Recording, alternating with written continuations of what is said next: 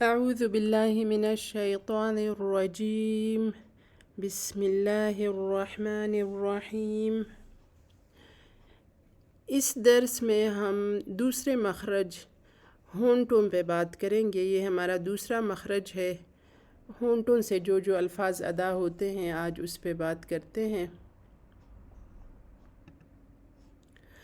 ہمارے ہونٹوں سے 4 الفاظ ادا ہوتے ہیں: با، میم، ثا اور واو. واو اس سے پہلے والے درس میں ہم نے پڑھا تھا، وہ مدیہ تھا، یعنی اس پہ کوئی حرکت نہیں تھی، زیر زبر پیش. یہ واو وہ ہے جس پہ کوئی نہ کوئی حرکت ہو، یعنی واوی. تو یہ اس پہ اب حرکات آ گئے. یہ والے حرکات جب آ جاتے ہیں واو پہ تو یہ پھر مدیہ نہیں رہتا، اس لیے ہم اس کو بولتے ہیں واو غیر مدیہ.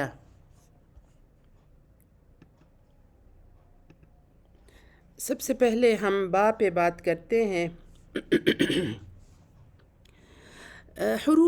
حرف با کو جب ہم دونوں ہونٹ ملا لیتے ہیں، جیسے اس تصویر میں آپ کو نظر آ رہا ہے، ہم دونوں ہونٹ ملا لیتے ہیں تو تب ادا ہوتا ہے.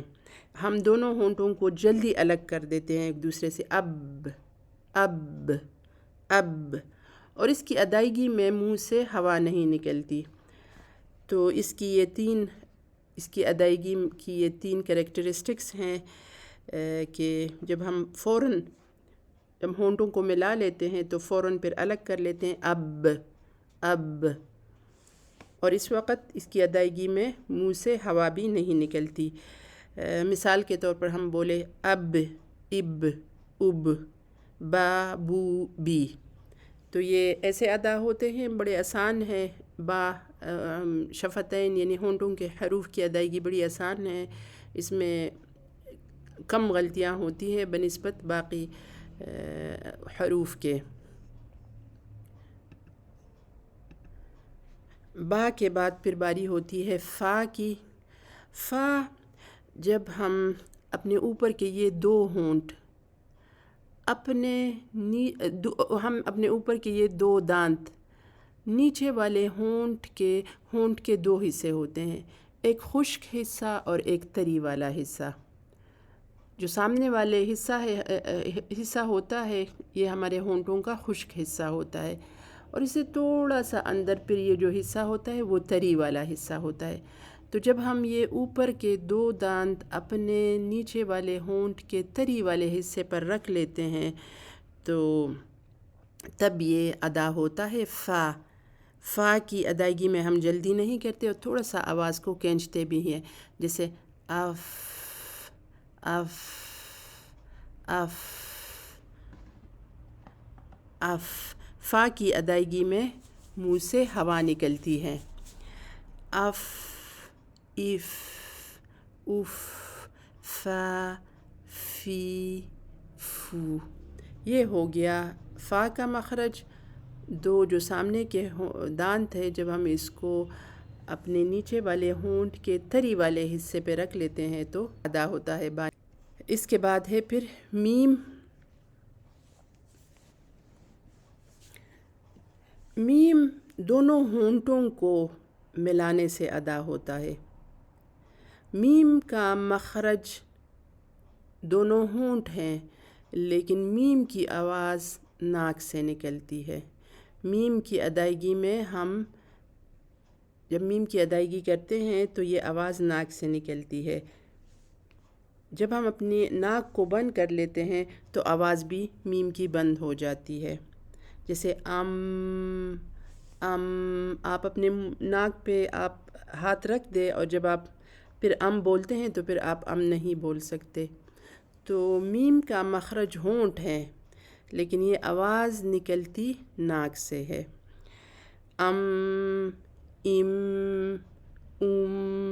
ما، می، مو. اگر آپ ناک پہ ہاتھ رکھ لیں اور پھر آپ بولے اور آپ کی آواز بالکل صحیح آ رہی ہے تو اس کا مطلب یہ ہے کہ آپ کا مخرج ٹھیک نہیں ہے، آپ صحیح مخرج سے میم ادا نہیں کر رہے ہیں، کیونکہ جیسے میں نے کہا کہ میم کا مخرج تو ہونٹ ہے، جب ہم ہونٹوں کو بند کر لیتے ہیں تو یہ آواز میم کی بنتی ناک میں ہے، تو اگر پھر بھی یعنی آپ کی ناک بند ہو اور پھر بھی آپ کا میم ادا ہو رہا ہے تو اس کا مطلب یہ ہے کہ آپ کا مخرج صحیح نہیں ہے۔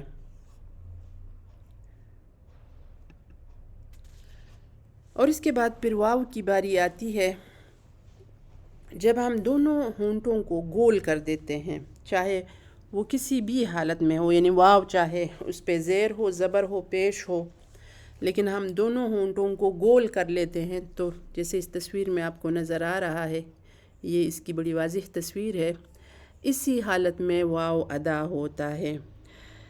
کچھ لوگ واو کو ادا کرتے وقت دانت ہونٹوں پر رکھتے ہیں، یہ غلط ہے، اس سے واو کی صحیح آواز نہیں نکلتی۔ واو کی آواز کے لیے نکالنے کے لیے آپ کو صرف ہونٹوں کو گول کرنا پڑتا ہے، جیسے انگلش میں کہتے ہیں واو، اور اس پر چاہے جو بھی حرکات ہوں، یعنی زیر زبر پیش، تب بھی کسی بھی حالت میں اس کو جب ہم ادا کرتے ہیں تو ہم ہونٹوں کو گول کرتے ہیں، جیسے او،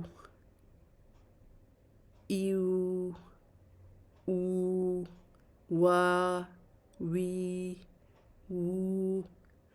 تو یہ 4 حروف ہمارے با، ثا، میم اور واو، یہ 4 حروف ہونٹوں سے ادا ہوتے ہیں، کافی آسان ہے، ادائیگی میں کوئی بھی مشکل نہیں ہے، سوائے چند ایک چیزوں کے جس کا ذکر میں نے آپ کے سامنے کیا کہ اگر ہم ان غلطیوں سے گریز کریں، جیسے فا میں اوپر کے دانت آپ نے نیچے والے ہونٹ کے تھری والے حصے پر رکھنے ہیں، اور اس طرح واو میں آپ نے ہونٹوں کو گول کرنا ہے لیکن دانتوں کو ہونٹوں پر نہیں رکھنا، میم میں آپ نے ناک بند کر کے چیک کرنا ہے کہ آپ کی آواز میم سے ناک سے نکل رہی ہے یا نہیں، تو باقی اس میں ایسی کوئی مشکل نہیں ہے، یعنی جو شفتین جو ہونٹوں کے 4 حروف ہیں ان کی ادائیگی کافی آسان ہے۔ سبحانک اللہم و بحمدک اشہد ان لا الہ الا انت استغفرک و اتوب الیک۔